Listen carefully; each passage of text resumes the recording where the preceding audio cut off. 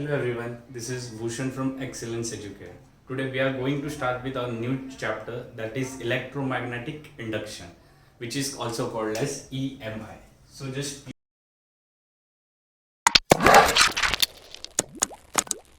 please be with me.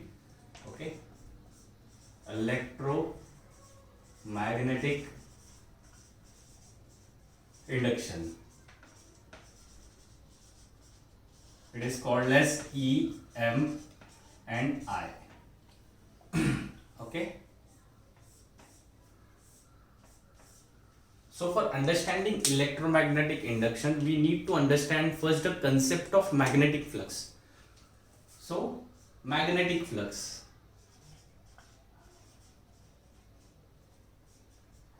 So basically what is magnetic flux we will be understanding now. So magnetic flux is denoted by phi B, okay, where B is our magnetic field,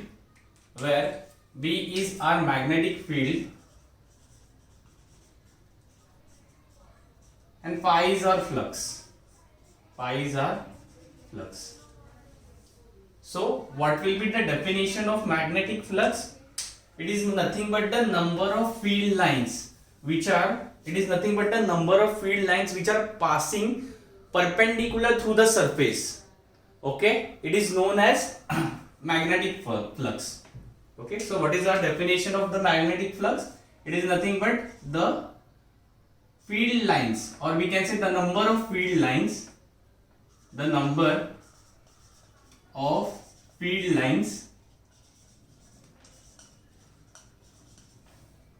passing through surface. We can write passing perpendicular through the surface.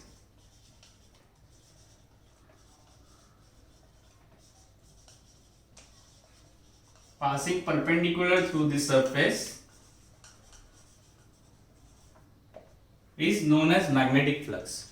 Means we need to first understand here what is magnetic flux. For understanding magnetic flux, the definition of the magnetic flux is given as the number of field lines which are passing perpendicular through the surface.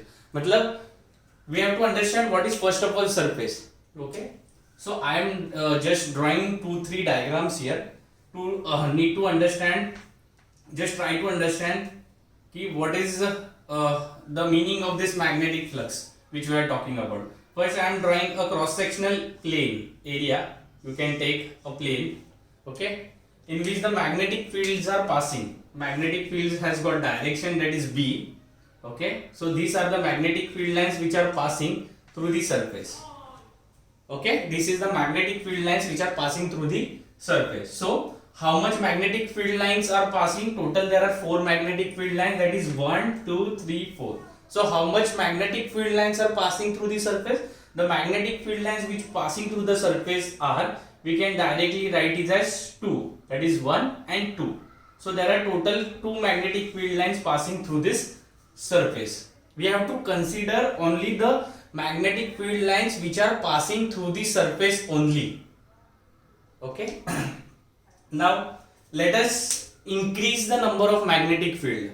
Okay, if we increase the magnetic field keeping the cross sectional area constant, so I am keeping the cross sectional area constant, so what will happen? See, I am increasing the magnetic field lines, means I am increasing the magnetic field lines. So यहाँ पे मैं क्या कर रहा हूँ, magnetic field lines को बढ़ा रहा हूँ. जैसे जैसे मैं मैग्नेटिक फील्ड लाइंस को बढ़ा रहा हूँ, what will be happen? See, okay, so there will be more number of magnetic field passing through this. Okay, so how many number of magnetic fields are passing now? That is 1, 2 and 3. So I can write my phi B is equal to how much? It is 3. Means number of magnetic field passing through this surface is 3. So what I will do from here, you have got an idea that magnetic field lines, okay, that is magnetic field lines that depends upon, one is the electric field, okay, one it is depending upon the magnetic field B, okay, and second one, what I will do, keeping the magnetic field constant, I will increase the cross sectional area. by increasing the cross sectional area, see what will happen. By increasing the cross sectional area, my magnetic field passing through this will be, I will be keeping it constant. Okay, so this is 1, this is 2, this is 3 and this is 4. So how much magnetic field lines are passing now when we increase the cross sectional area? There are total 4 number of magnetic fields, 1, 2, 3 and 4, that are passing through the surface. Okay, and these are all perpendicular to the surface. You have noticed it once. Okay, these all are perpendicular to the surface. So number of magnetic fields are 4. So from here what we can conclude, the magnetic field lines is depending upon the magnetic field. Secondary, the magnetic field lines is depending upon the cross sectional area. Okay, so just write down this definition. Pause your video and just write down this definition.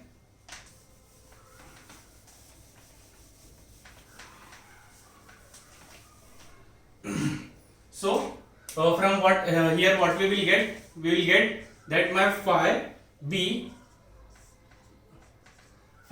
is directly proportional to the magnetic field, and second, magnetic flux is directly proportional to what? It is directly proportional to A. So after putting the constant proportionality as a 1 by solving, then we will get phi b is equal to b dot A. Since these are means the vector, this is the area vector, so we have to put the vector sign in between. Okay, so this is the area vector. So this is the formula for magnetic flux, that will be b dot A. Since here is the vector concept we will be needing, so what is the vector concept we will see. Okay, just please note this diagram. Okay, so now what I will do, I will keep the cross sectional area same. Okay, I will keep the cross sectional area. Okay, now what I will do, I will draw the area vector that is perpendicular to the surface. Okay, this is my area vector A. Now what I will do, I will draw the magnetic field lines at an angle theta. I will put the magnetic field lines at enclosed at an angle theta. So what will happen here? So we will be taking two components. For B, it will be horizontal enclosing theta, that will be equal to B cos of theta, and second will be the vertical component, that will be B sin of theta. So इसमें कौन सा component है जो हमें लेना है? We have to take that one component which is passing through the surface. Okay, which is passing through the surface. So you can notice or you can identify here that हमारा खाली एक ही component है जो plane के through जा रहा है, plane को फाड़ के जा रहा है, that is equal to B cos of theta. So हमें वैसे भी पता है कि डॉट प्रोडक्ट क्या होता है, it is nothing but a scalar product. So we will be getting it phi b is equal to B A cos of theta. Are you getting it? So this is our required expression. This is in vector form, okay, and this will be in our scalar product. So phi b is equal to B A cos of theta.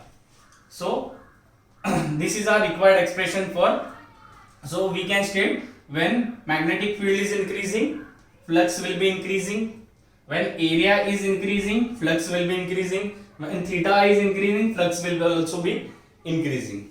Okay, and what will be unit here? Magnetic field unit. The unit of magnetic field is Tesla.